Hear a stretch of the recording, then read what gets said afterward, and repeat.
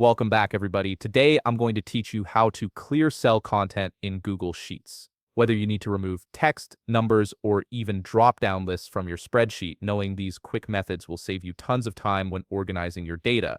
First, you'll need to navigate to workspace.google.com and log in to your account. Once you're logged in, you'll land on your Workspace dashboard where all your files are displayed.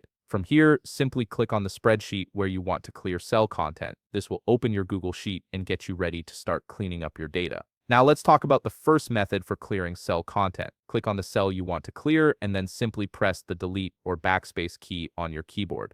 It's that straightforward. The content inside that cell will disappear instantly, leaving you with a clean, empty cell. This method is perfect for quick edits when you're working through your spreadsheet rapidly. The second option gives you a bit more control through the menu system. Click on the cell you want to clear, then look up at the top menu bar and click on Edit. From the drop-down menu that appears, click on Delete and then select Values. This approach is especially useful when you want to be more precise about what you're removing, as it specifically targets just the values in the cell. Here's where things get even more efficient. You can actually select multiple cells at once to delete their content in bulk. Simply click and drag to highlight several cells or hold down the Control key on Windows or Command key on Mac while clicking individual cells. Once you've selected all the cells you want to clear, you can apply either of the two methods we just covered. Press Delete on your keyboard or use the Edit menu path we discussed. This batch approach is a massive time saver when you're cleaning up larger sections of your spreadsheet. Now, if you want to remove something more specific, like a drop-down list, the process is slightly different. Click on the cell that contains the drop-down you want to remove. At the top of the screen, click on Data and then click on Data Validation. This will open a panel showing all the validation rules applied to your selected cell. Look for the specific rule you want to delete.